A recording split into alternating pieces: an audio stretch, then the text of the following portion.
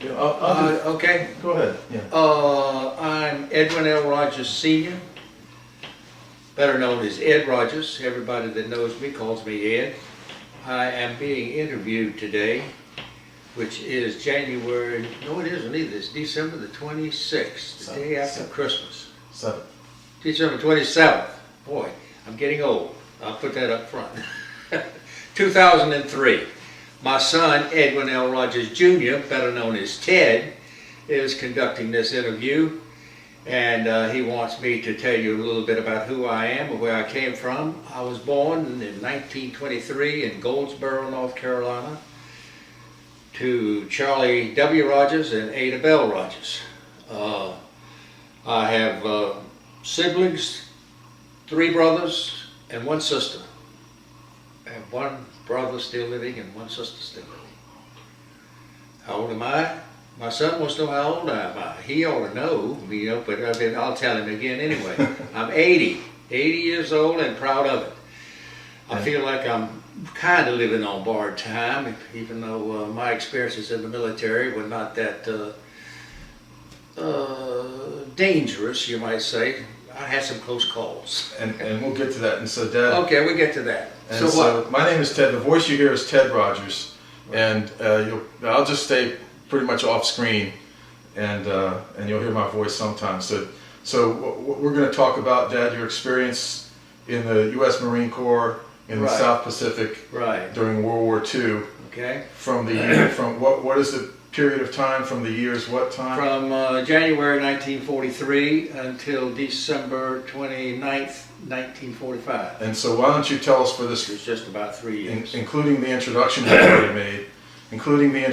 already made, for the first segment, why don't you tell us what you were doing before? As I understand, you weren't drafted, you enlisted. But why don't you tell us what you were doing before that, and what made you, or caused you, what was the impetus for your enlistment? Okay. After high school, well, from Rocky Mountain, North Carolina, I went up to Newport News, Virginia, and I got a couple of jobs, one at the shipyard, which I didn't like too well, but then I got an offer of another job with the government at the Hampton Roads Port of Debarkation, which was a very interesting job. It entailed long hours, but no real physical work. And it was primarily working for the Army. So when it came my time, I was getting ready to be drafted into the service, and having lived with the Navy all around me there and seen everything I could see about them, which is no bad outfit, don't misunderstand me, and having worked for the Army, I figured the only ones I didn't know anything about was the Marines, so I thought I'd give them a shot. Had World War II already started at this time? World War II, it started December the 7th, 1941, and this was January 1943, so when I went in. So a friend of mine who was also on the same job with me there at the Newport News deportation base in Hampton Roads, Bill Gunner, he and I both went to Richmond and enlisted in the Marine Corps. And of course we went to Parris Island like all the other boots, and served whatever it was, 10 weeks I think it was there. Boot camp at Marine Corps. Right. Parris Island, South Carolina, right? Yeah.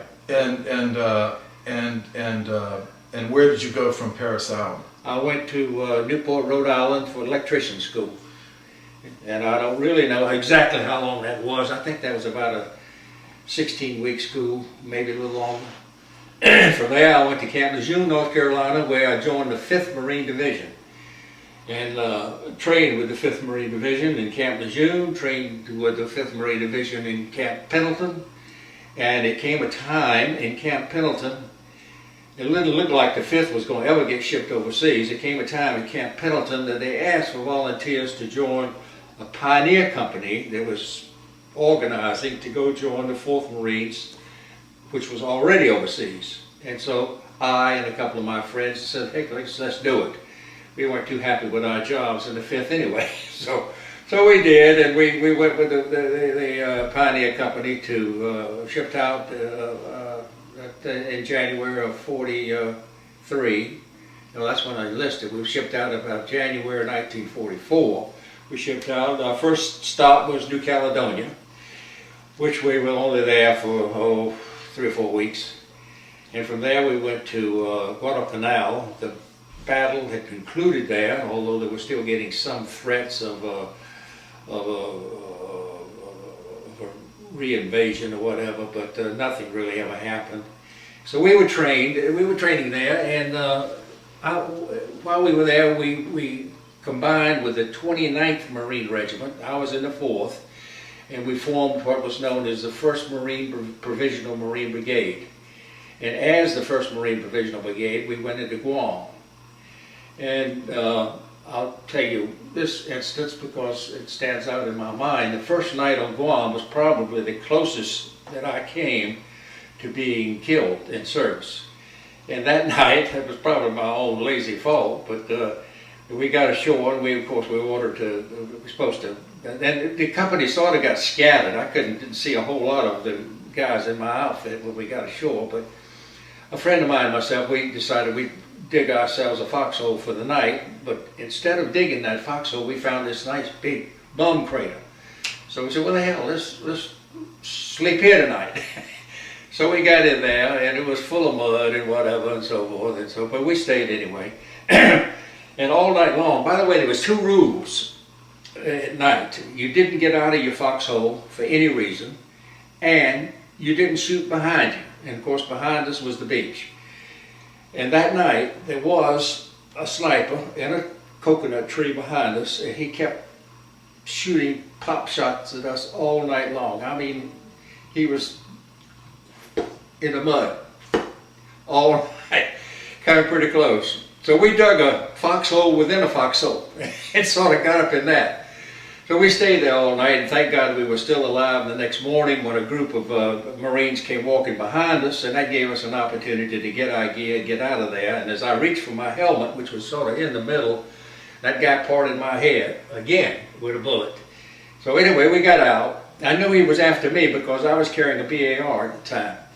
And as soon as I got clear from the foxhole, I went and I said, well, I better clean this weapon up. It's a little muddy. And the weapon of BAR is a what? Browning automatic rifle, which is a big automatic rifle that shoots, I forget now how many. I think it's about 30 rounds. And it's a larger caliber? It's just a 30 caliber, but it's just a heavier gun and a very, very potent gun. One of the most potent guns we carried was a BAR that one man could carry.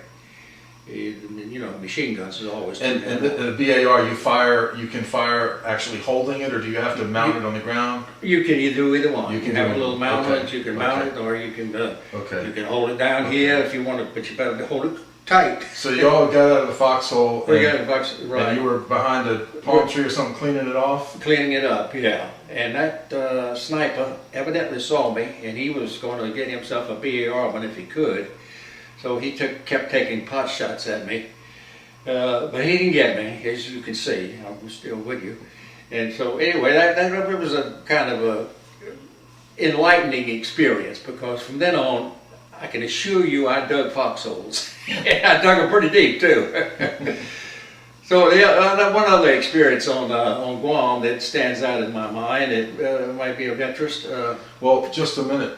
I think you've told me in the past that sniper, after you rejoined the group of men, that because I always wondered as an observer, well, what happened to the sniper? Y'all couldn't see him, nobody got him, but you told me that someone when he started taking shots at me when I was in that palm tree, trying to clean my weapon, his rifle was heard by somebody close enough by that they could get him out of there, and they did. And in fact, I heard just after that say, we got this sniper out of the palm tree. I heard that. I mean, somebody told me. I said, oh, thank God, he won't be shooting me anymore. Was he up in the palm tree? From the best I could see, he was just below the limbs that branched out, and they had dug a place in there, probably put a little platform, and he was standing on it. And probably very uncomfortable and very tight quarters, but very, very difficult to see, because the branches sort of covered him up a little bit, his face and head, and that's about all. Said from what I could see. And you say he seemed to be able to go in and out of the trunk? Oh yeah, he seemed to be go in and out to some degree. He probably had had some sort of camouflage on himself that you wouldn't have seen him unless you really were looking for him. But yeah, so he was he was doing his job. So from there, y'all moved on, and Oh yeah, we went on, and then just at the conclusion of the Guam operation, my outfit was doing God knows what. We had a lot of things to do, but they were doing something down on the peninsula there at Guam. And I was assigned to take my squad and to form a little defense line to protect these guys. now let me just jump in there. What was your rank? You say you had a squad. What was your Oh, rank? I was a big private first class. I didn't tell you that. No, you didn't. And when a private first class is not the first rank, so when were you promoted? How many promotions is it to private first class? Just one. Is it one? Just one. And So I you- got that right out of boot camp. Right out of boot camp. Yep. Okay, so you were a private first class, and you Yeah. had the squad. Yeah. I want to make it clear. I was not a very good Marine in the stateside. I was a good Liberty Marine. But in combat, there was none better. Really. And I got credit for all that. But I didn't get the stripes, and that really didn't matter too much, although it would have been nice to have had a few. Because I really deserved them. Well- I was made squad leader, and then later on I was taking all the platoons, all the squads were put under my command. And when our forces got narrow, smaller and smaller, you know, and we went on to Okinawa and whatever. Was there a reason why you didn't get the stripes or anything? There is, but I'd rather not Rather not go into that? Yeah, Okay. there is. I had a little incident with a sergeant back at Camp Pendleton that kept me from getting anything, really. I didn't know that until the day I got discharged, by the way, which really burned me up. Is that right? Yeah. You actually found that out? Or? Everybody was being, a stripe was being put on every guy at discharge, whether, regardless of what they were given another stripe. And I didn't get one. And I said, hey, here I have been acting corporal, acting sergeant, running the whole platoon and everything. I said, I don't get a stripe. And the young man said, the Marine said, he said, look here, on your report, see that? And I could barely see what he was talking about. I said, well, I see something there. Well, he says, I'll tell you what that code is. He said, that code says do not promote. Wow. And the boys, of course, I just sank. I said, well, now I know why I never got those stripes.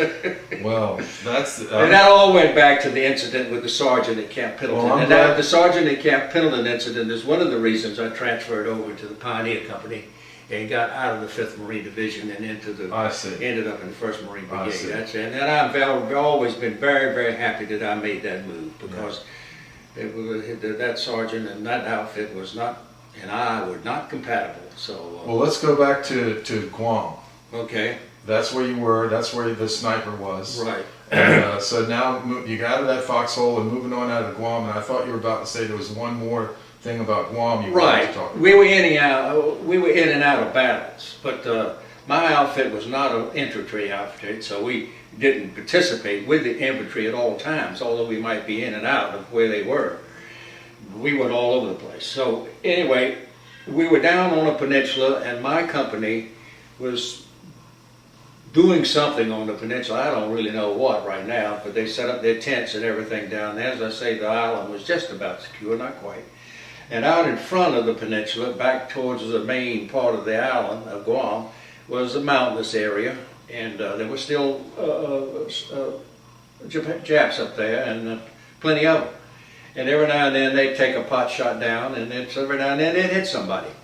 So the captain wanted me to put a little defense line there to protect them people down in the peninsula, you know, and they had their tents up and everything. And so one night, I remember very well, they started logging some grenades in, fairly close to our little line there.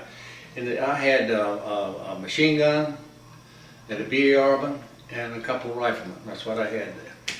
And they started lobbing some stuff in, and I could hear some bullets going over us, but they weren't very close. And next morning, we really opened up on them real good. And the next morning, there were quite a few bodies strung out around there, so evidently they had tried to infiltrate and come down on that area. In fact, one of the officers said that they were shooting because one of the bullets went right through our tent. And so I knew they were alive, you know. So I remember that very well. That was It gave me a good feeling because I felt like that little defense line we put up there did do some good. It did prevent maybe some casualties, I don't know, but hopefully it did.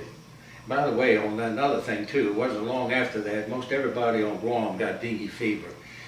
And that's usually from either mosquitoes or flies. I think mostly flies. What did you call it again? Dengue fever. Dengue fever. Right, yeah. I remember they finally set up a chow line, and I got my food, and before you could get your food and go sit down to eat it, it was honestly completely covered with flies. It just all over the food. So I got real sick with the fever, and I was lying on something out there, and this was down in the peninsula area, and I was really in a haze, you know.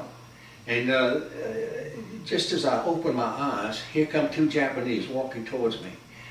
And I reached over and grabbed my weapon, and I came that close to firing. And then I happened to see that Marine behind them, bringing them in. They were prisoners. And we did have a prison stockade down there. And but I came that close to shooting all three of them.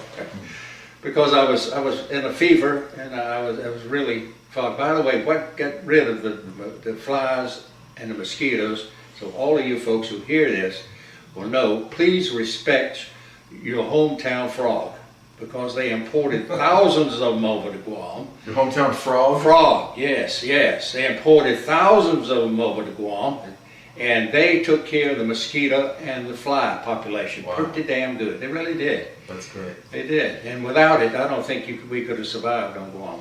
I just would like to ask you one question about the defensive line you all built to protect the peninsula where the men were working.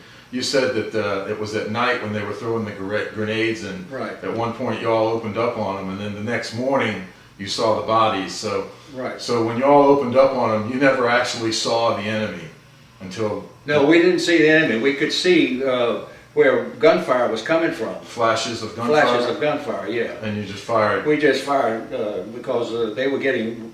The grenades were coming, I'd say, within 20, 30 feet of us, and that was pretty close. Yeah. You can get a little closer than that, you can do a little damage with a grenade.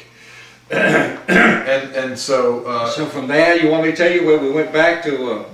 That's about where? all of the interesting stuff that I can remember about Guam. About Guam? Is that about wrap up Guam? It's about, I think, unless you want to really bore these people. And from Guam, you went back to where? From Guam, we went back to Guadalcanal. Okay, well let's wrap up this segment there, and we'll come back to Guadalcanal. Okay.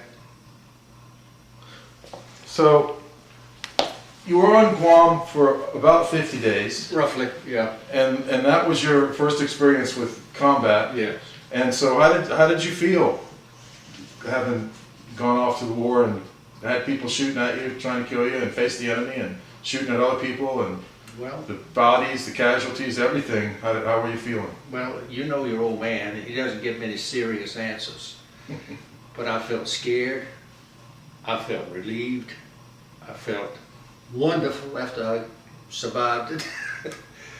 But you don't really get that scared, I don't think. You've got too many other things on your mind to get that frightened. I've never overcome with fear or anything like that. And our battles, thank goodness, opposed to what the Army had to go through in Europe and so forth, our battles never lasted but so long.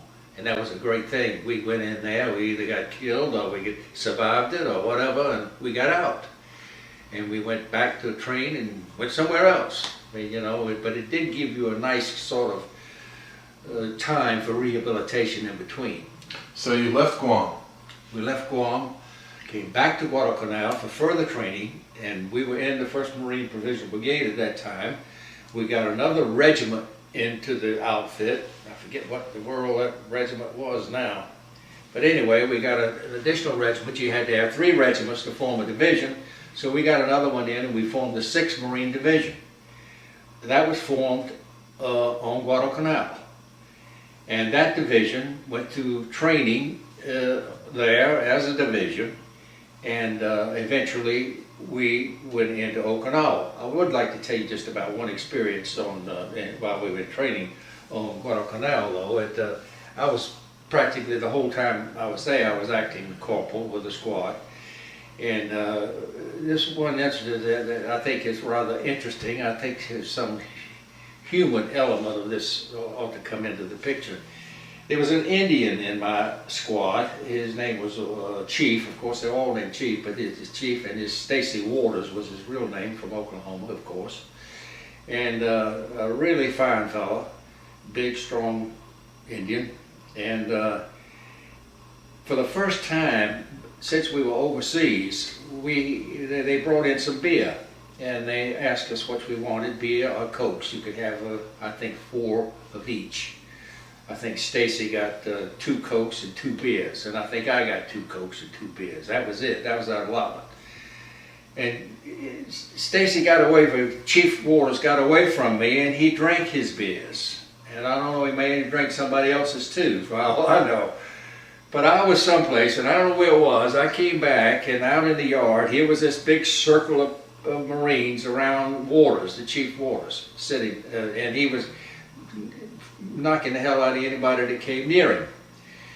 And boy, I knew he was going to be in major trouble. So here comes, before I could get over there and do anything, another corporal came up and was telling him he was under arrest. Well, he got too close to Stacy. Stacy knocked the devil out of him, and he went dragging off. I don't know where he was going, get help, I guess. But while he was gone, I will say, and I take credit for this, I got Stacy down, I tied him up, got some help, took him into his bunk, tied him to his bunk.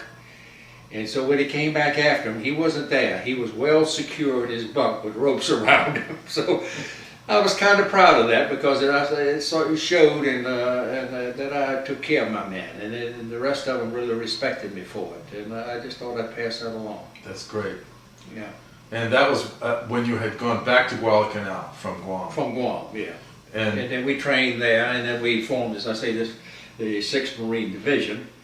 And I was, of course, it was the 4th, the 29th Marine Regiment, and I can't remember which other one. But anyway, we went into Okinawa. And before we get to Okinawa, I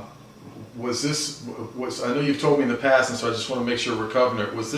Were now you part of the, or is it later that you're going to explain how you were part of the Marine Regiment that were the ones that were allowed to go on? Oh, I was later. That was later. That was okay, well, I'll have to edit that out. Sorry, folks. That was after the war was declared over. Oh, really? Yeah. Oh, right. Okay, well, we'll get to that. So go ahead then and tell us, so you trained on Guadalcanal some more? And then right, and then our next destination was Okinawa. Of course, you don't know where you're going when you get on those boats.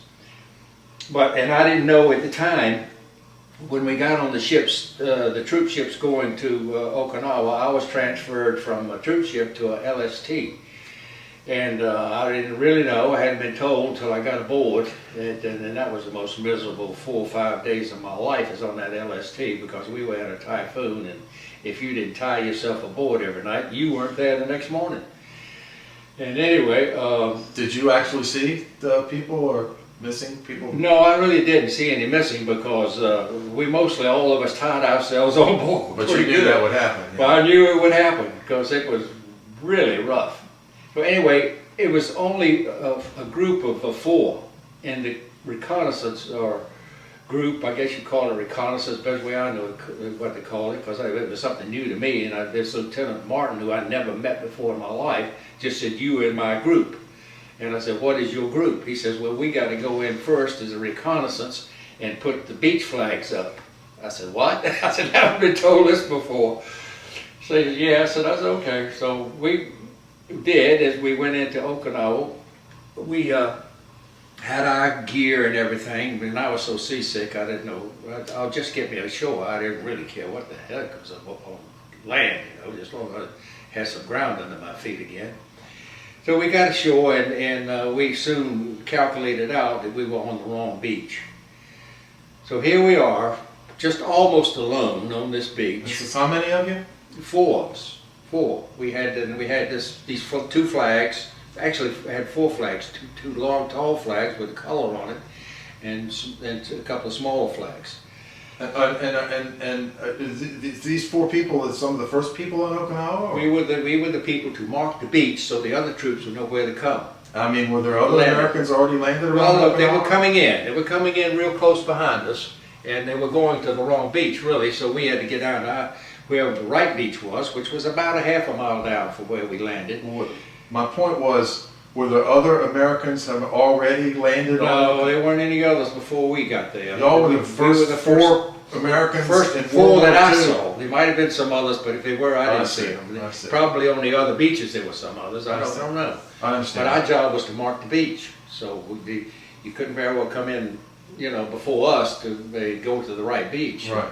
So anyway, we found the right beach. We put up our flags, these long, tall flags with colors on them, so they know where to land the invasion boats. And I always thought that was very interesting that you found the right beach. That means that you must have been fairly close to it, and you guys we were fairly close. hustled. I would say hustled within a over half a to it. mile. Oh, I see. Within a half a mile. And it's that critical. Of course, when you're on an island, enemy island, out there in the open with nobody hardly around you, and you don't know what to expect, you feel like you're going any minute. And I did. And that's a good point too. You didn't encounter any resistance. We didn't encounter any resistance. But let me let you tell the story. Right, we didn't, and God knows I wouldn't be here now if we had it, because we'd been shooting ducks out there. So, but that was good. So we went in and we put up our flags. Found did the our right job. beach, yeah. Right, yeah. And other than that, there's a whole lot of other things about Okinawa that I can tell you. Maybe I should tell you about shooting down the Japanese Zero. That would be You interesting. should definitely tell us about that. Okay, okay. Well, I was assigned with my little outfit to go set up another security line at the end of the Air Force, the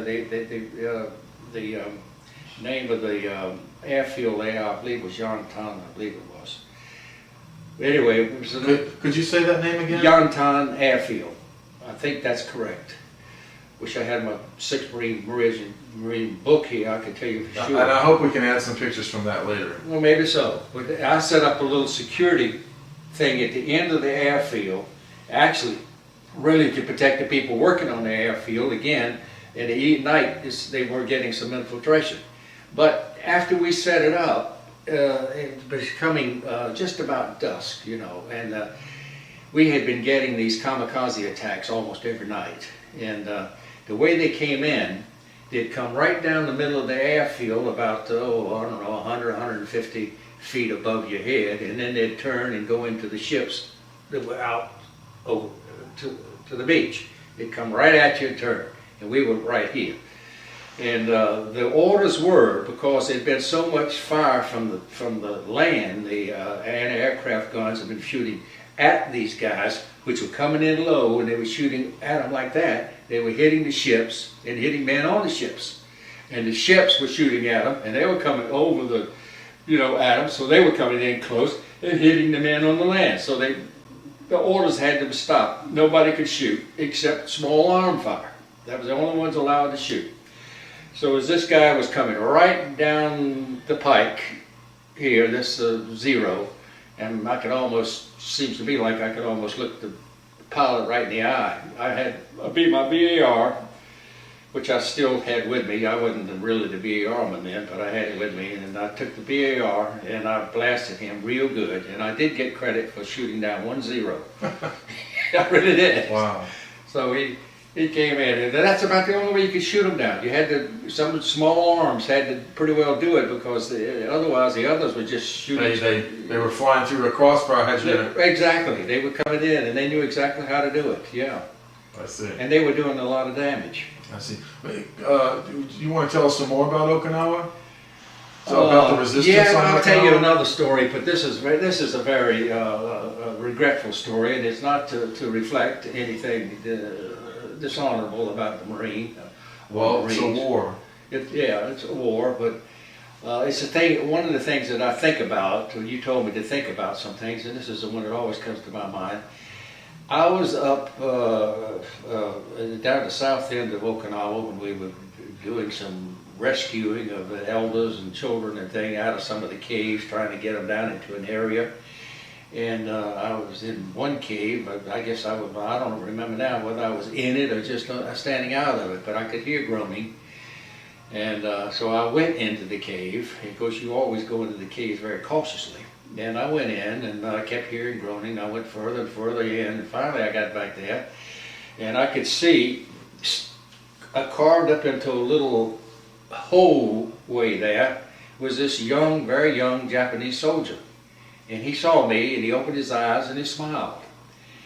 And I knew then, in my mind, right away, this man is not armed, he's not dangerous, and he's sick. And I went on that assumption, and I pulled him out slowly, of course, and just in case he was attached to a booby trap or something, and I kind of felt around, make sure he wasn't. Well, anyway, it took me some time to get him out. I did. I got him out all in one piece, and he was, I could say, very grateful that I did. And finally I got him out, and I laid him down, and I told him to wait there, and he understood. And I was going to get a corpsman, find somebody, or a stretcher or something. And I went off, and could have been gone more than 20 minutes at the most. And when I came back, the Marine had shot him right through the head. And that really got my goat. I mean, it really did. I couldn't blame the Marine, because he saw a Japanese lying there. He didn't know. I guess he didn't know. I don't know. But in combat, you just shoot first and ask questions later. And that's one of those times when... Anyway, that I always said, well, that's one that shouldn't have been killed. And I didn't think so. He was a young man, and I thought a very clean-cut, nice-looking Japanese guy, quite different from the other soldiers that I'd seen, which were pretty rough-looking. So anyway, I just thought I'd pass that along. That's not any real reflection. And actually, you were a young man. How old were you when you joined up? 19. 19, and so now we're about maybe a year later, or maybe a year and a half. I was about 20. Almost 21, maybe. Yeah. Somewhere around there. That's about right, yeah. Now, you've told me before that on Guadalcanal there wasn't a lot of infantry type, land type resistance. In fact, I think you told me this about maybe Guam, maybe as well, that they didn't really resist much on the beaches. On base Guam, they did. On Guam, they did. Guam was not. The Japanese are funny. You don't know how many they got because you can't see them and you can't find them. And they had a lot of snipers around in the trees and things like that. And but as far as a platoon or an infantry here with a 4-foot line, no, you didn't see much of that. And in Guam, they didn't have, like, when you landed on the beach to mark the beach, there was no resistance. I think you told me they had adopted another style or something. Well, that's Okinawa. Excuse me, I meant Okinawa. Okinawa, not Guam. Guam, they were still very much resistance on the beach. I say very much. It was enough. Mm-hmm. There was plenty. There was some of the earlier beaches, like Tarawa and some of the others, and Palulu, were much more heavily fortified. This was earlier in the war. Earlier, right. Yeah. The Japanese were more or less retreating or being knocked out. They were trying to try something, I guess, to survive longer. I don't know what it was. Maybe to get more help coming in to suck you into the island and then come again behind you or something. I don't know what this. And this was their approach on Okinawa, actually, wasn't it? That was the approach. They were going to probably let us all in there and had their main forces at the south end of Okinawa, and they were probably planning another landing to come right in behind us there, which would have been a pretty good strategy had it worked. And they had their guns and artillery, you say, in the caves and the mountainside, right. Come out and shoot and go back in. Most of their big stuff was on wheels of some kind, whether it was rear track wheels or something. You also told me something I thought was interesting, that the people you saw in Okinawa were either very young or the elderly. The Okinawans prided themselves in being of the Japanese people, the imperial Japanese, so to speak. They were not our friends, although they were not really our enemies either, the people that we came in contact with. But most of the men of fighting age or working age or anything like that had gone with the Japanese troops, and most of the women in that age group. You could see little girls or whatever around, but and today, in my opinion, I don't know, we still have troops on Okinawa, but we're not welcome there. They still don't like Americans, and they wish we would leave, and I wish we would leave. And Frankly, so, think we got. and so it was the Japanese elders and children who then hid in the caves during the Yes, they were either forced to go with the troops or went voluntarily. I think the troops had what the word is not propagandized, but the word is what is it when you? They had built up such a fear of the American Marines and Americans that they wanted to go anywhere. Some of them even committed suicide by jumping off the cliffs. They did that on Guam. They did it on Okinawa. And civilians as well as military, but I think probably more civilians did it because they believed those Japanese when they said that we were ruthless people. And in some instances they were correct, but not always. Well, this may be coming up too, but in case we've missed it, I know it's not something you maybe the only other incident, or maybe that you don't like to talk about or something, but you've told me of an incident before where you had a prisoner. Have we gotten to that yet? No, yeah, I was on Guam. And was that earlier than before Okinawa? Yes, yes. Would you mind? Could we go? Well, if we'll just go back to that. If you don't mind. My outfit was sort of in charge for a while of doing something with prisoners of war. This was about the second day of the operation, I would say, second or third, very early. And some guy brought a couple of Jap prisoners in and turned them over to us. And we took them, and I asked the lieutenant, what do you want to do with these guys? And he said, you and so take them for a walk and don't bring them back. Well, I knew what that meant. And so I had mixed emotions about that, but you know. And I'm sure you do now recording it. Recording it, yeah. But I wasn't going to go out and shoot them in cold blood. I don't think I would have. I would have shot them very quickly in combat. I mean, I had no problem there. But the man that was with me, the guy that was with me, I think shot him, but I'm not real sure he did either. But somebody did, and it wasn't me. So anyway, that was about the end of that, and I was very delighted that it wasn't me. Happy, and we did have to get rid of them. We later on we built some prison stockades with barbed wire and all that stuff, and put them in there and kept them. But in the early stages, it's very difficult with prisoners. You really don't know what to do with them. You don't have facilities for them, and the only thing I guess you can do is take them for a walk. But let's see, what else would you like to know? Well, we backed up from Okinawa a little bit, but so how did Okinawa then wrap up for you, or are there any other interesting things about Okinawa? You told us about shooting down the Zero. Yeah. How did things wrap up, or how long were you suppose you were on, just to estimate that you were on Okinawa altogether? Well, we hit Okinawa April the 1st, 1945. And I think we were in Okinawa until about maybe July. From about April to July, probably. Yeah, somewhere in July. And and we went back to Guam from there. The division went into training in Guam, and that was the next invasion would have been Japan. Well, let's stop there for a minute. But just to wrap up a little more about Okinawa, now you had seen combat action on Guam. And now also on Okinawa, and it sounds to me, I get the feeling that it was different on Okinawa. Well, it was different in some respects. I'm not going to say it was, as far as I personally am concerned, it wasn't any easier because there was a lot more snipers, seemed to be to me, on Guam than there was on Okinawa. And snipers are the things that I was concerned about, more so than organized force, which I didn't get involved in too much because I was not infantry. But on Guam, every place on the island you were in danger because those snipers were everywhere.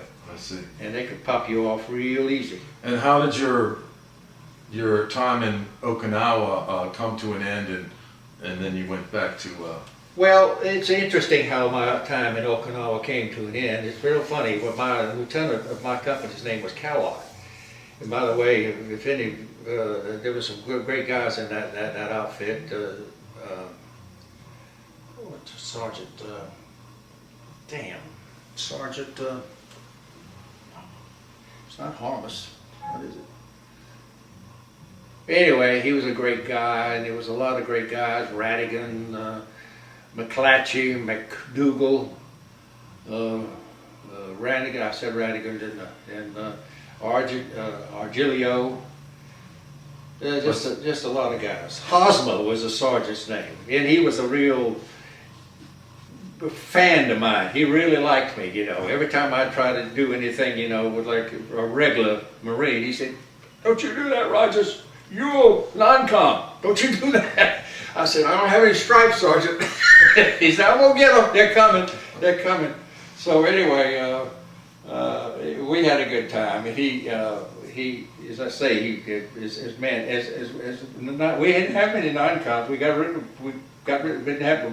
I had to hold all three squads, what was left of them at the end of the operation. And there was another funny little incident that I always thought was interesting.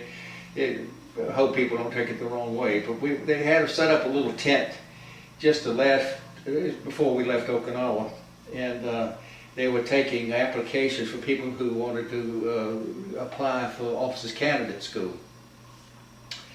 And Lieutenant Kellogg came over and got me, and he said, "Rogers," he says, "why don't you apply for Officers Candidate School?" He says, "I will recommend you and sponsor you."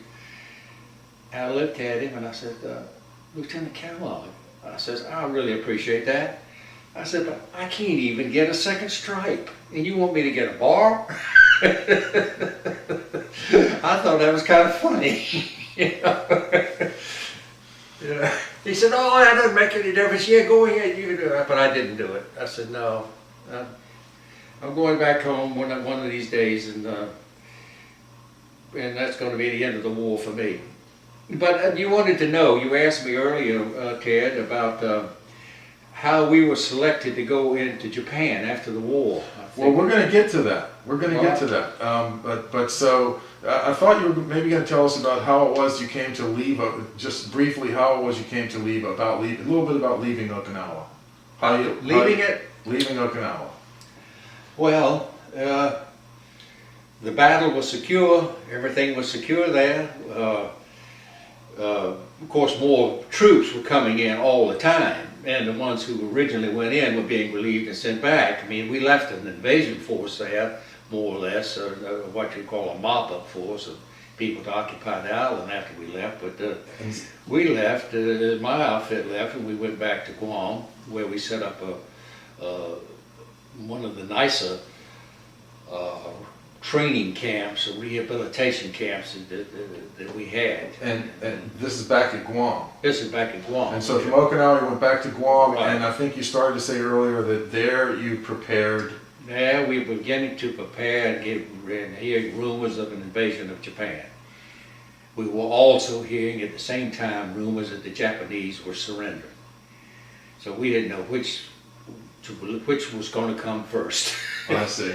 But fortunately, Well, why don't you go ahead and instead of us taking a break here, we'll just okay. Well, we'll say that's the one. That's our second segment. We'll go straight into our third. Yeah. And you can tell us. Yeah. Well, my outfit went back to Guam, the 6th Marine Division, and we had, as I say, we had a nice setup there. We had good rest and relaxation. And I have to say this, and I'm not going to be critical but a few more times, but I am going to be critical one more time, and the reason I'm going to be critical is because I read a book recently written by one of the Davis boys who started Winn-Dixie food stores. And he was in charge of beef being shipped to the troops in Europe. And when I read that book, and I saw in that book how much beef each man was allotted per month, I couldn't believe it. I won't tell you the figure now, but it was a lot of beef. I don't even know how they ate that much. But he was responsible for purchasing this, and he told about how he did it and everything, and shipping it to the European soldiers. I will tell you honestly, I was overseas 2 years. I don't remember ever seeing. Yes, I do. One time on Guadalcanal, they brought in some beef, and we tried to cook it, but it was rotten, so we threw it away. That's the only beef I ever saw the whole time I was overseas. I never saw a fresh egg. I never saw a fresh milk. All we saw was powdered milk or the dehydrated eggs and dehydrated other stuff and C rations and K rations. Now I'm going to tell you something. I've read quite a bit since then. The Marines got shortchanged like hell in the food supply chain. The Army was treated in Europe. God, no wonder the people now back home, all those soldiers over there in Europe get it all. We didn't get it, folks. We Marines in the Pacific didn't have it. I'll tell you we didn't. So let's just take a short break, Okay. and we'll come right back. Oh, that's fine. I'm ready. Okay. Let's go now. Where are we? So, well, you've left Okinawa, and you're back, and they're sending you back to Guam for further training. Right. It was we the 6th Marine Division. We had our area and facilities, which I say were probably as good as I had had up to that time overseas. And another division, which I don't remember which one it was right now. Might have been the 4th, but either the 1st or the 4th. So anyway, they were there in training too, and the rumors were that we would either be going into Japan, or we also heard rumors about the same time that Japan was surrendering. We didn't say that they didn't say they had surrendered. Then we got a rumor that they had surrendered. This, I think, was just a little prior to the dropping of the A-bombs. But y'all were preparing to go in as an invasion force. As an invasion force, we were. We were preparing in a way that you would prepare. But I want to emphasize right now, every Marine that fought in Okinawa and fought in the rest of the war there and saw us shooting down all of their planes and destroying all of their ships, we didn't think, personally, we didn't think that the Japanese had anything left to fight with. We could have been wrong. We could have been wrong, but we thought we had completely and thoroughly defeated them. And we didn't need any atomic bomb to persuade them that they were defeated. That bomb was dropped not for the kill in the war of Japan. That war was dropped to impress Stalin in the meeting in France with Stalin and Churchill and Truman. It wasn't getting through to Stalin that we wanted certain things over there, so Truman thought it'd be a good idea to show him the weapon we had, so he dropped the weapon over Japan. Now that's my theory, because it was absolutely, well, let me tell you what it did to the Marines who had been fought through that war. And it got wounded, and a lot of them lost and so forth. It sort of, like you might want to say, pulled the rug out from under our feet. What the hell we are doing over here getting ourselves killed if you've got that big weapon you can destroy your island in one bomb? What is this? In other words, it made us feel like all of our efforts had been pretty well, if not wasted, at least downgraded to the point that we didn't like it. That's the way the Marines over there at the time, now there's some that say, oh, it saved my brother, it did this, it did that. They don't know what they're talking about. Japan was a completely beaten country. When I finally got there on August the 31st, when the war was over, right with the first troops that ever got there, I didn't see any soldiers, I didn't see any guns, I didn't see anything that could fight anybody. A bunch of women, and they were half starved to death, so they couldn't fight either. That was a completely beaten country. That's my opinion.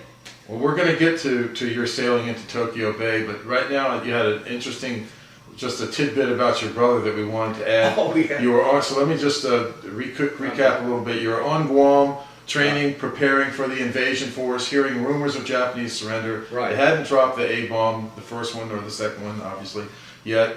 And you're getting ready to ship out, and of course they don't tell you where you're going, obviously, but your brother was in the Navy? He was in the Navy, right. And he had applied earlier for the Air Force training. Actually, I might say this is one of your three brothers. One of my three brothers. Well, I had one in the Air Force, one in the Navy, and one in the Army. Right. So we didn't like each other. So we want to make sure we didn't bump into each other. Okay, so one was in the Navy and he was getting out or something? Or? No, he wasn't getting out. He was in Navy intelligence, and he was stationed in the Philippines for a while. But then his orders came through to report to the United States to start a V-12 program, which would eventually lead into flight training.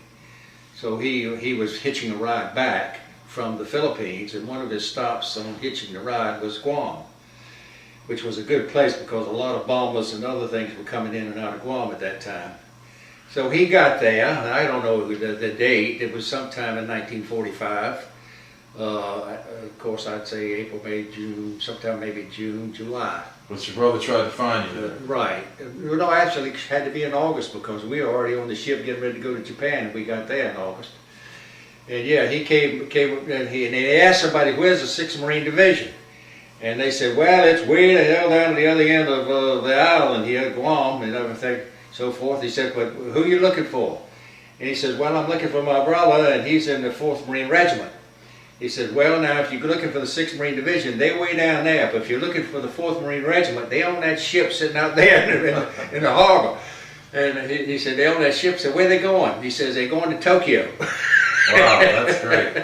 and so he said, oh, well, I can't swim out there, so I won't be able to see him. So you guys finally did sail to Tokyo. Yeah. Now, before you sailed, the bomb had been dropped? Yes, both bombs had been dropped. Japan had agreed to unconditional surrender. And in my asking you about this, I was always asking, you know, about these rumors of surrender and everything, and when did you guys actually know? Because I know they didn't surrender immediately after the first bomb, or maybe even the second, but I always wondered, wasn't there a big celebration when you finally heard for sure that the war was over? But I think, as you said before, and I'll let you say that, no, there was not a celebration. No, there was no celebration where we were. We thoroughly expected to surrender. We certainly had enough intelligence to see that this was a thoroughly beaten country as far as we could see. Anyway, they may have had something else, but I don't know where they had it. And this is what they were sending over young men in planes to die. You know, and doing that, and that began to be unsuccessful to an extent. So the country was thoroughly beaten. And, so as you said, they had many. They tried many times. I've read since, and I believe it, to make overtures to surrender, and they couldn't get anybody to talk to them. And I understand why we wouldn't want to talk to them. They deserve to be paid back for Pearl Harbor. And we did pay them back for Pearl Harbor, but we weren't quite ready for them to surrender yet. Unfortunately, we didn't need to drop the bomb on them, except, as I say, for the benefit of Stalin, to impress him. And I know there's plenty of people, if anybody listens to this, they're going to say, yeah, I don't know what the hell I'm talking about. Well, it's just one man's opinion, that's all it is. Right. And, well, I'm sure there are many people who share your opinion, as well as the opposite opinion. Right. But you're out there on that ship waiting, well, you really don't know where, and then you find out you're going to Tokyo. Then we're told we're going, that Japan has surrendered, it's official, and we're heading for Tokyo Bay. Well, why don't you then go ahead and tell us about that? Well, we were aboard, I don't know what kind of, just a regular old troop ship, and we went directly into Tokyo Bay. The weather, as I recall, was pretty darn rough, as it usually is around there. You got these typhoons coming and going all the time. And we pulled in, and we pulled right up beside of the Missouri, where the surrender documents were signed the next day. We sit there. I'm not sure who was the guy first, where we were or the Missouri. But when we got up the next morning in the bay, there was the Missouri sitting there. And then later that day, the Japanese dignitaries and the officers, whatever, came aboard, and the Missouri and General MacArthur and Wainwright and all the other officers, and Nimitz, I think, was there. I'm pretty sure he was. He should have been if he wasn't, because he's the man who won the war in the Pacific. And they signed the papers, and I don't think the ink had gotten dry before I was in the boat on shore. You know, we were there at, actually we weren't in Tokyo, we were in, but it was Tokyo Bay going up, and we were at, I call it Yokosuka, you might call it Yokosuka. You might call it Yokosuka, I call it Yokosuka. But anyway, and there was a naval base right there. Or Yokosuka, some people say. Yokosuka, yeah, that's the way I think I called it. There's a naval base right there where we were stationed. The Marines were stationed in that naval base there, and so we took quarters there, and then we did our duties from there, whatever duties we had to do, which mostly was just a little guard duty around and reconnaissance work or whatever, nothing of any major importance. There was no opposition anywhere to be seen or found or anything else. And we finally went into, I'll tell you a little story which is interesting. Here, a few days after we were there, by the way, we're not allowed to go into the city of Yokosuka. And it was very hard to get in. It had a big fence all around it, and it had a water, a moat, as well as the bay, the Tokyo Bay that came between the Yokosuka Naval Base and the city. You know, it was a big water coming in that area. So anyway, some of us guys got a boat, I don't forget where, and we rigged it up, and we held about 10 of us, I think. We went over to Yokosuka to have some fun, you know, and I guess we were probably the first troops into town.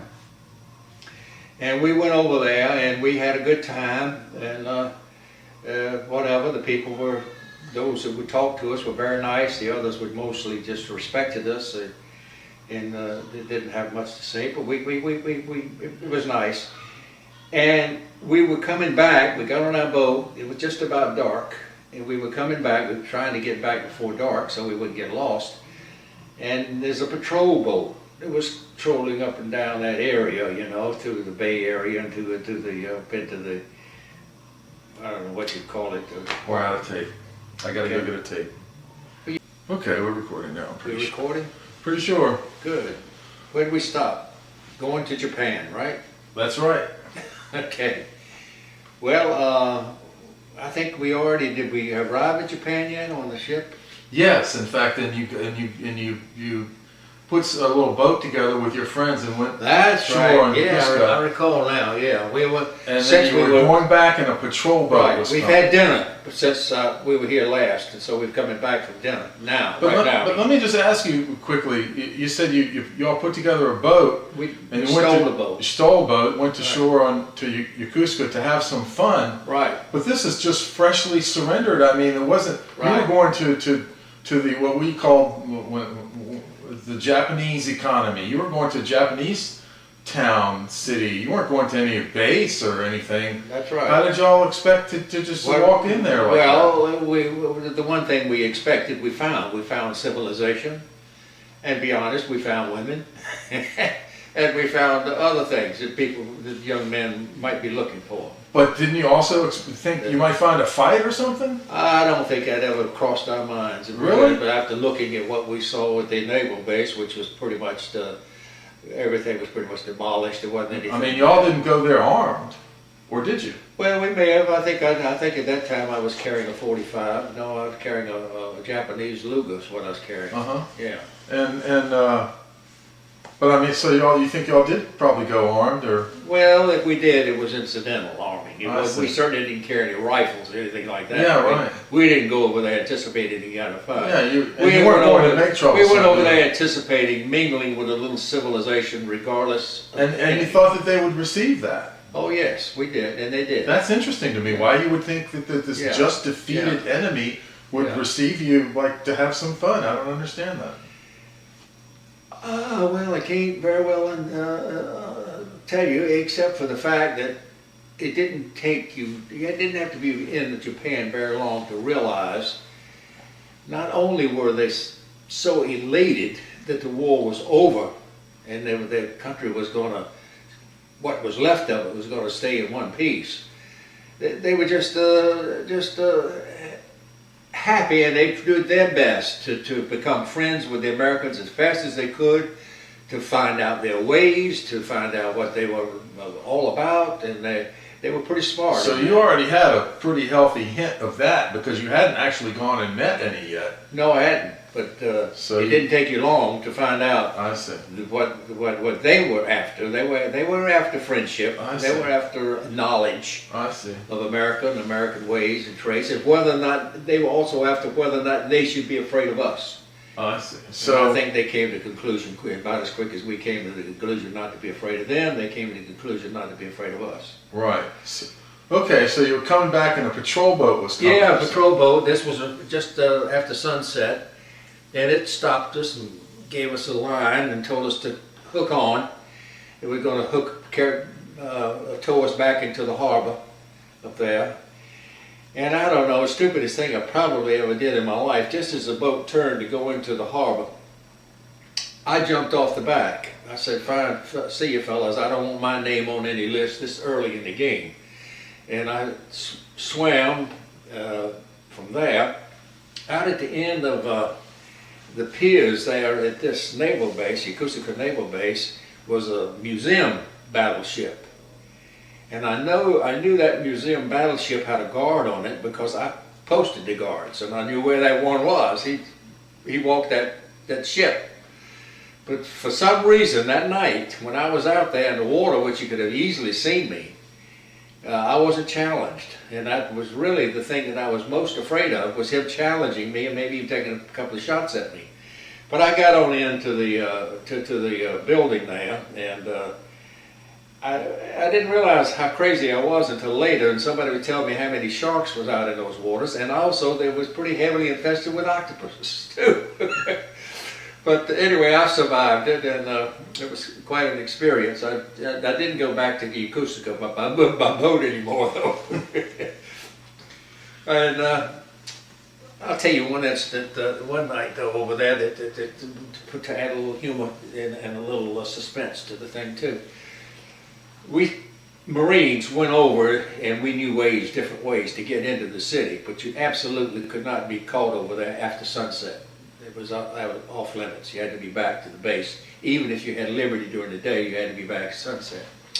So anyway, a lot of them, including myself, did stay over. I got acquainted with some families, one in particular, and a very nice family, and I went over and visit with them or whatever. But this particular night, I was in another section of town, and some lieutenant decided he wanted to go over and round up all of the Marines and sailors in that town that weren't supposed to be there. I'll kind of cut this short. He got me, and he got a bunch of others. I guess the line and string was about 3 or 4 wide of men, and it must have been, I'm just going to guess, 100, 150 guys in this triple column, walking up and down. And as he was carrying us back, I heard the guy in front of me talking to one of the guards. He says, I've already been caught once. He says, if I'm caught again, man, they're going to really do something to me. I can't be caught again. Let me get out of here. And the guard said, hey, he says, I can't let you go. He says, this lieutenant would shoot me. He said, but I will tell you this, we have orders not to shoot you. We'll shoot over your head, but we ain't going to shoot you. So the guy said, well, when we go around the corner up here, I'm going to take off. He said, don't tell me. So I was listening to this. So as we went around the corner, he took off and I took off. And the guy hollered, halt, halt, and started shooting over our heads. So we were long gone. He never caught us. That's great. Yeah, we did a right many crazy things like that. Now, was you mentioned the family that you got to know? Yes, the name was Okamoto. He owned a department store in Yokosuka. I guess the only department store in Yokosuka.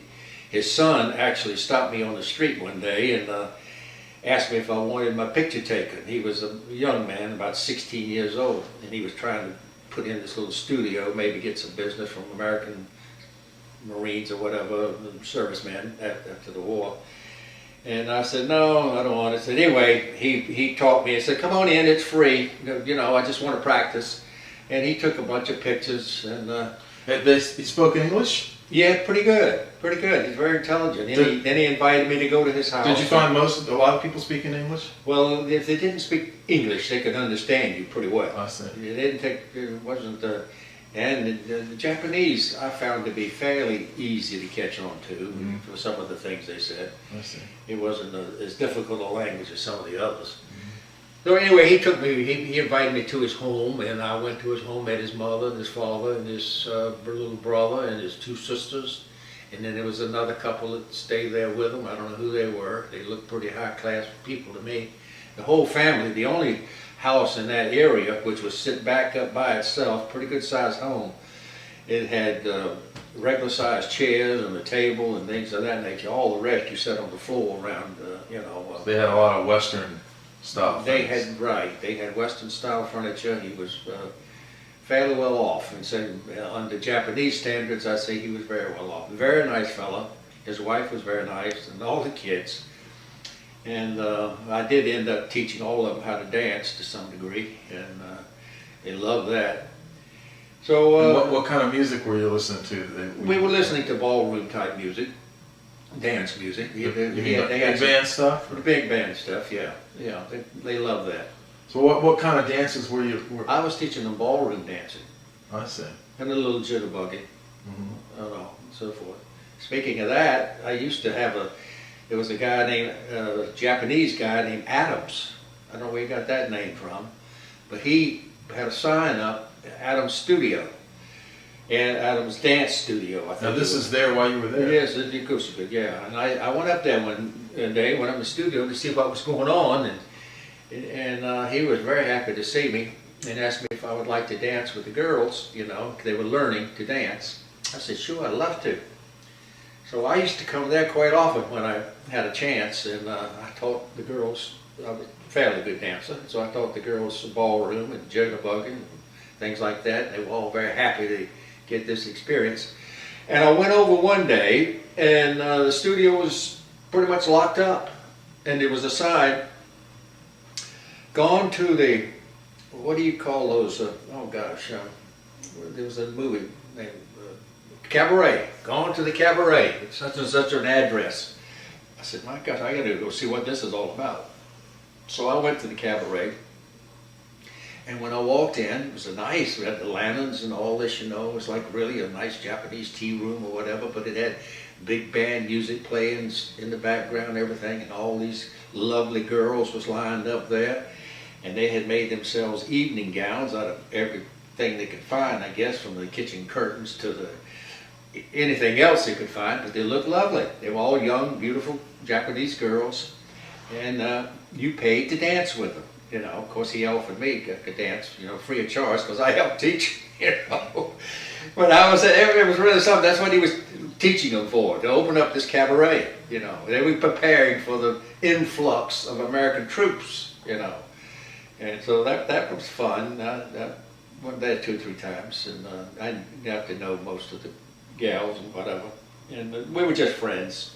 And so anyway, I enjoyed let's say I was there from August 31st until December 2nd, so that's what 3 months?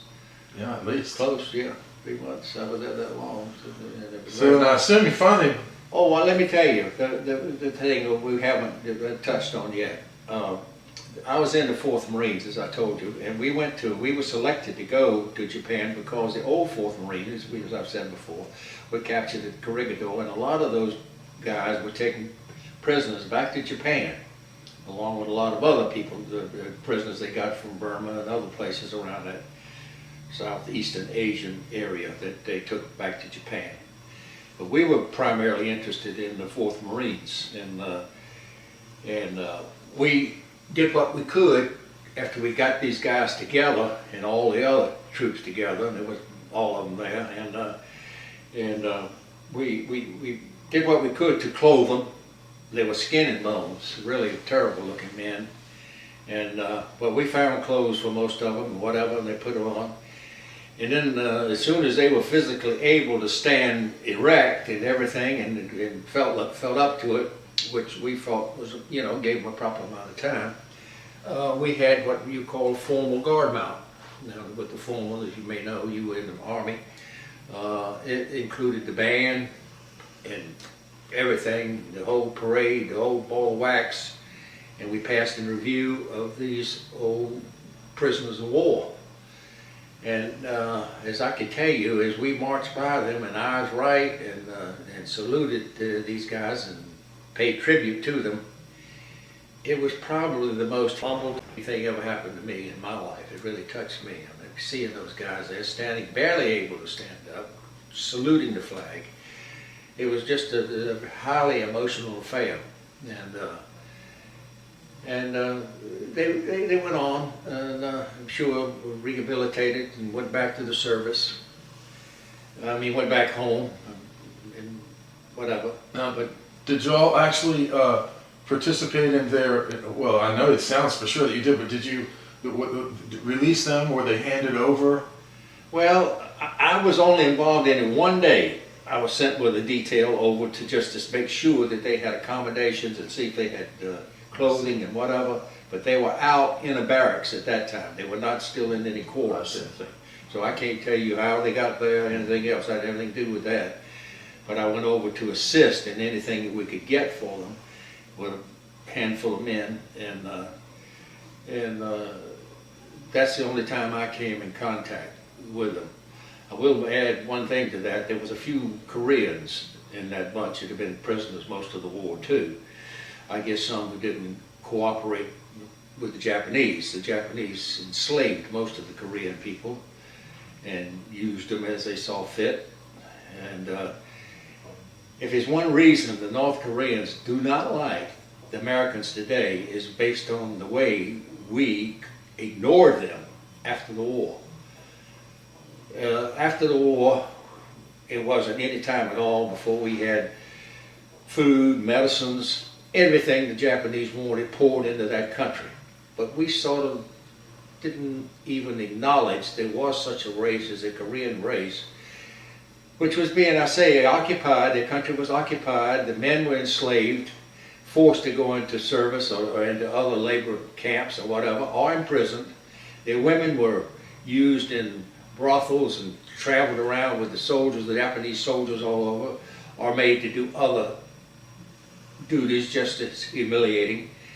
And the Japanese really destroyed the North Koreans. And the Koreans, as the guys told me, said, why aren't y'all killing these men? Why aren't you trying them? You don't know what they've done to us. They've destroyed us. And I was looking at them like, well, I don't know what's going on, but over the years I found out they had good justification. And I think if they have an atomic bomb, it's going to be aimed at one country first, and that's Japan. They still haven't forgiven them. So anyway, that's about it. I will say this, though, that it was the 4th Marines. Not all of the 4th Marines went into Japan. Only selected units went in. The reason for that is the 4th Marine Regiment was the old China regiment. So they held some of them back to go into China. Now, we hadn't been there very long, maybe a month, before my outfit pulled out. And we were leaving, and they told us, they said, we're going back and regroup, and we're going into China with the rest of the 4th. Those who want to stay in Japan can stay. Those who want to go back with us and go into China can go. I chose to stay in Japan. One of my least desirable things was to be aboard ship. So I said, heck, I'm gonna stay right here. So those Marines that you're talking about, in the 4th Marines and the selected units, these were the Marines that were on that ship that you were in that day when your brother came and looked for you, and that was preparing to go into Tokyo before the bomb, and then the bomb, and then the surrender, and the rumors of surrender. Those were the guys. They were already prepared. Apparently, maybe the government already had, in a sense, already selected them. Well, selected the outfits to do that. Yeah. To do that. Yeah. Oh yeah. And they were selected in honor of the history of the old 4th Marines, the old China 4th. That had been captured and then sent to the Philippines and were there. I think, now I'm maybe wrong here, I think they were there before the war started in the Philippines. So they were the only troops there to defend the Philippines as the war progressed. And some of them may have ended up on Guadalcanal fighting over there before they went back to the Philippines. I don't know exactly, I can't say. No, I don't think any of them ever went into Guadalcanal. But anyway, the old 4th had quite a illustrious history. and one that they in the new Fourth were very proud of. My outfit got the presidential citation on Okinawa, and we got the naval citation on Guam.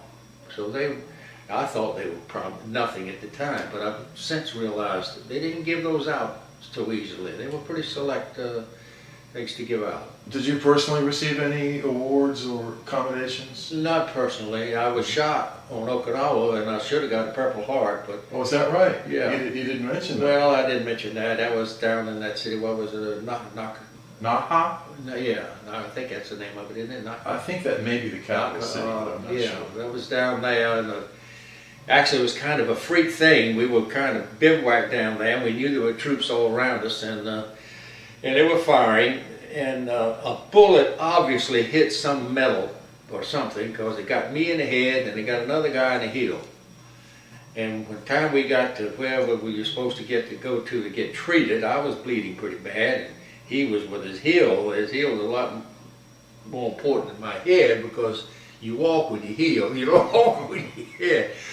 And so the doctor started digging on his heel to get the part of that bullet out that went in there. And by the time he finished, he had gone all the way through that guy's heel. And when I saw that, I said, "I'll see you later, Doc." I took off. And I did get a corpsman back at the outfit to scrape the shrapnel, some of the shrapnel out, and patch it up. But to this day, I can feel just a little bit up there, but it's gradually gotten out. Wow. So when did you leave Japan? December the 2nd, 1945. What were the circumstances of the departure? Departure? Well, they started the number system. You accumulated so many points. The point system. So many points for your time overseas. So many points for in combat. And I forget now what you had to have to come home. But whatever it was, that's the day I reached it, December the 2nd. I see. And I was in town in Yokosuka at the time, and some friend of mine came running down the streets in Yokosuka on a bicycle, hollering for Rogers. "Rogers, your name's just come up. You're going home." And I hollered at him. I heard him. I hollered at him. I said, "Well, wait and give me a ride back." He did, on that bicycle. And well, it may be good just to stick with that for a minute. But so then, I guess within a few weeks you were back home, or? Yeah, I was back home. Actually, I got back home December the 29th. And discharged as well, or? Discharged on December the 29th. So it took me from December the 2nd to the 29th to get back, to go to Bainbridge, Maryland, and go through the process of being discharged. And one little incident that coming back from California to going on my way to Bainbridge, we had an overnight stay. Bainbridge, Georgia? No, Bainbridge, Maryland. Maryland. Right. We had an overnight stay in Chicago. This was Christmas Eve. I was broke. I'd lost all my money gambling coming home. And but that's all right. I had won plenty before and sent some home, so I had a little stake. So anyway, and I was broke, so I was kind of miserable being dumped off in Chicago on Christmas Eve with no money. So I went to the Red Cross, my dear old Red Cross buddies, and asked if I could make a loan. I told them I had plenty of money at home, whatever. But they said no, they didn't make loans. And I said, "Oh, you don't? I thought you did." So anyway, and they said, "You don't need any money in Chicago."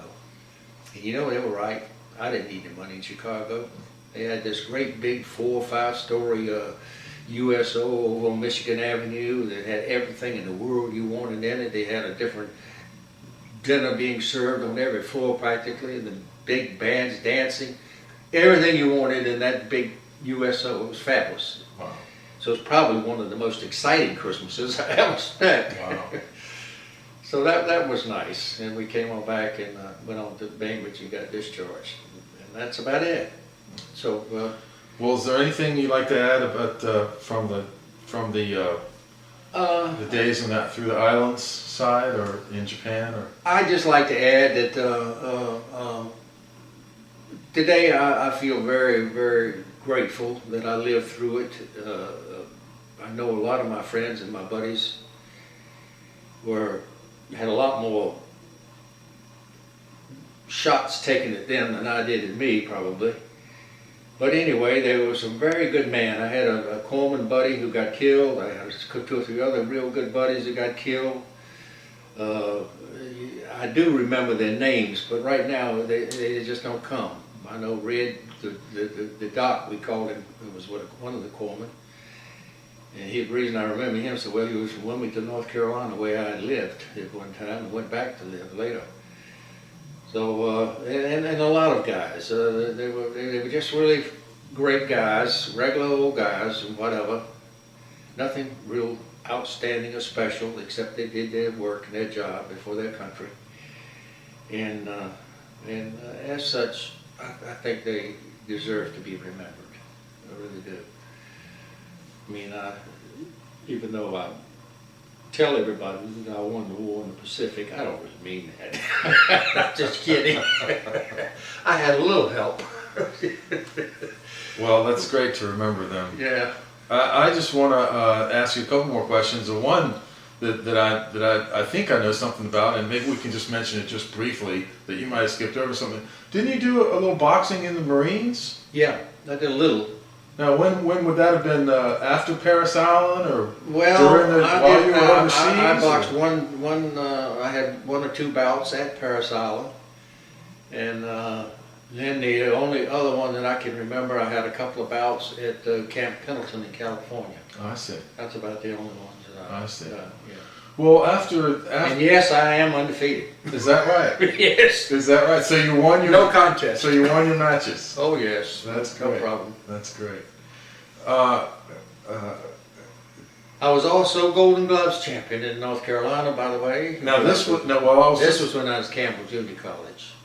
And well, I was just going to ask you, what did you do after the war? Well, mostly I went to the old football coach told me I ought to go to school and see if I could still play football, and I did. I went to school. I went to Campbell College. And is that when you continued to box? Yeah, I boxed. I just went to volunteer. That was after the war. Oh yeah, in Campbell. Yeah, I went there and I played football. Made junior college All-American, by the way. You got a scholarship offer from University of South Carolina, where I went after that. And then I did some little boxing there at Campbell. So I had a pretty good career, and no complaints. I've had many more opportunities than I took advantage of. All in all, we don't always, any of us take advantage of all of our opportunities, so I feel pretty good about it. How do you suppose that... And I met a lovely girl in Fredericksburg and married her, and then I had all of these kids. God. This is my son Ted, he's the #1 son right here, if you can see him. Stick your head over here, Ted. Hello. That's #1 son.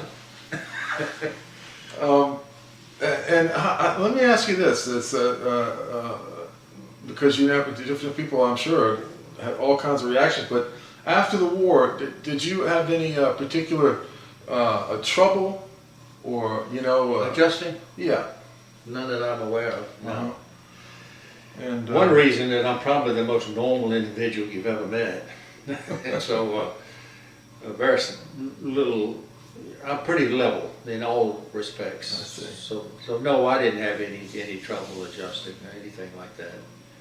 They didn't have any after. I feel sorry for the man who went to Vietnam, because that was a different kind of war than I was in. I mean, it was very intense. The enemy was everywhere, and I would have hated, to be honest with you, to be in that war. I would have really hated that.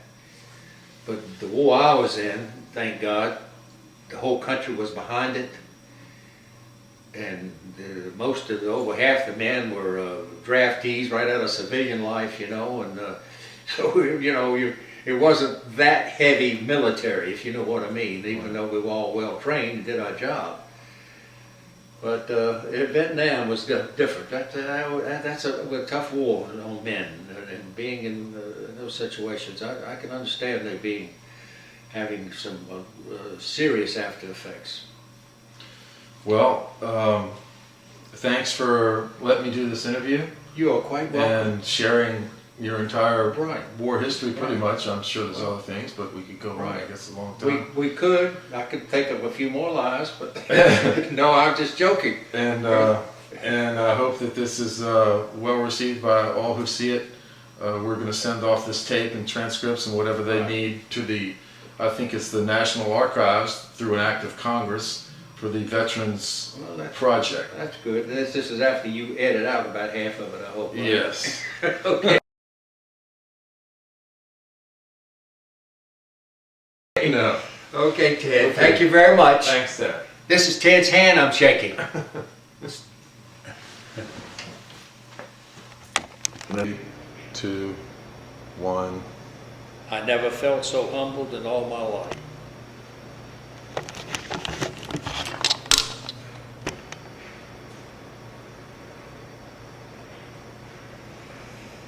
Three, 2. Oh, I know what's happening. What? Pushing the wrong button. Okay. 3, 2, 1. I never felt so humbled in all my life. Okay, ready? Yep. Go ahead. You want me to tell you about my pistol now, right? Yes, sir. Okay, this pistol, time-wise, I'd say about the second week on Guam. I got this off of what I think was a lieutenant. It's a nice little 9mm luger.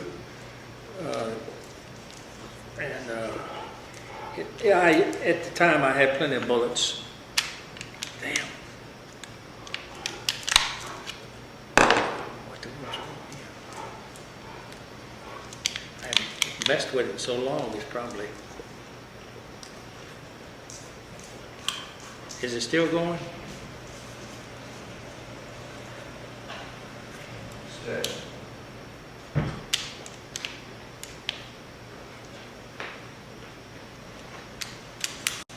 There he goes.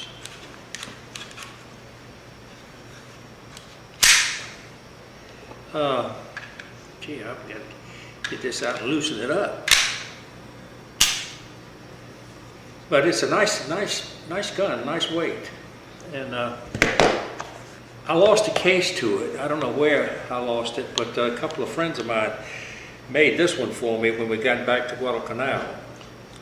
Can you hold that again? Yeah. Of course, yeah. They must have been a shoemaker on the island someplace, because I don't know where in the world they'd have gotten the leather and the stitching and all that they put into this, but I was very happy to get it from them, and I thought it was very, very nice of them, very meaningful for them to give it to me.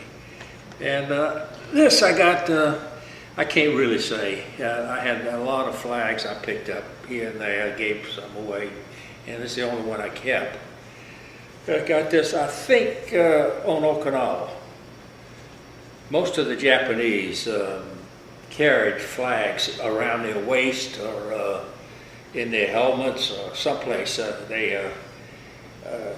think they would, if I was guessing, I'd say every one of them were issued a flag. Not many Americans had flags, but all the Japanese had them. So I had a whole lot of other souvenirs I brought back, but they got lost along the wayside.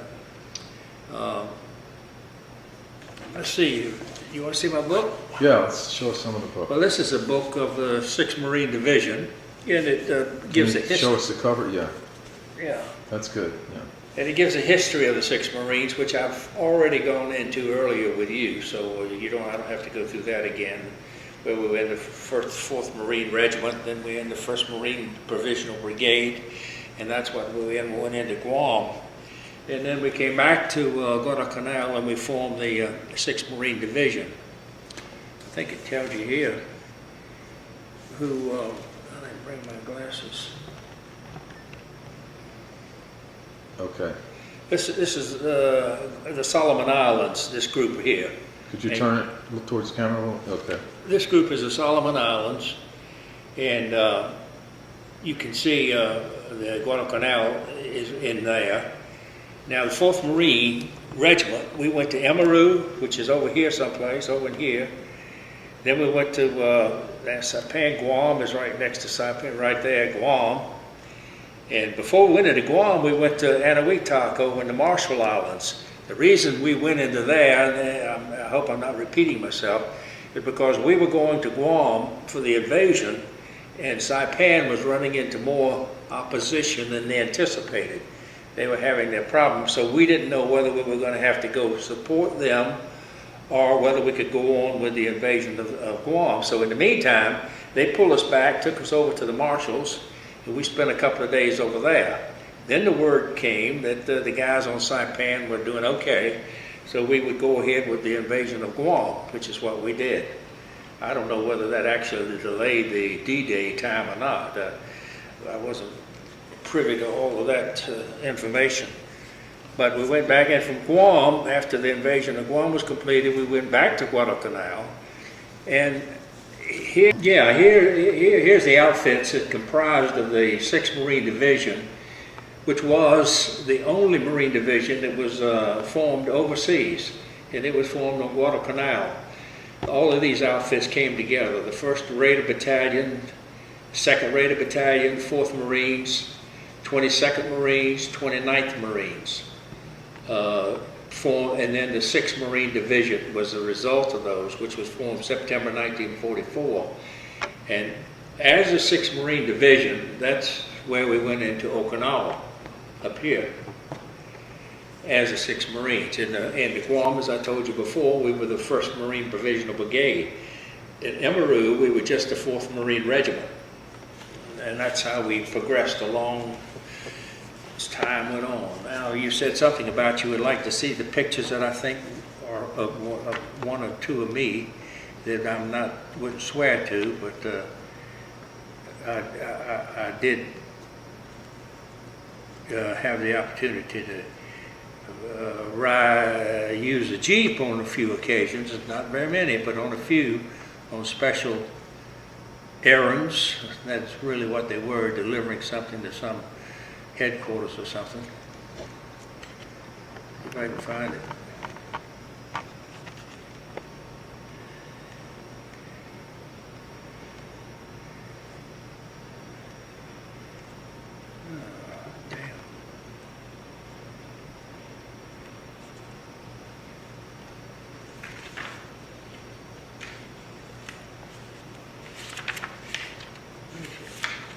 I should have had this out before. I got a couple of pictures here that I don't know the accuracy of, but I think that I'm pretty positive. This picture over here is a picture of the 4th Marines going south in Okinawa. We had just completed the occupation of the northern part of the island, and that's me driving the Jeep, which was you can see I'm still going north. But I was on some important mission, I'm sure, and the other troops were going south, but it wasn't long before we all were down south. So, and this is the 22nd Marine Regiment of the 6th Marine Division. The whole 6th Marine Division took the northern part of the island. And this is the 22nd Marine Regiment going south, relieving the 10th Army. Here, the 10th Army is going north, and the 22nd Marines are going south, where the fighting is. Now, over here is a picture of the cemetery on Okinawa, and I was sent over to represent my outfit in the dedication of the cemetery. I'm pretty sure that I was either on this end of the line or the other end of the line, one or the other, because I know I was the last guy in that line. We went over to dedicate the cemetery, another very moving experience for me during the war, because I had a few friends that were resting there. And I guess that's about all of this book. I can't go through the whole thing, but the surrender, as I think I've mentioned before, took place on the USS Missouri, and my ship was right beside the Missouri. and we were immediately were allowed to go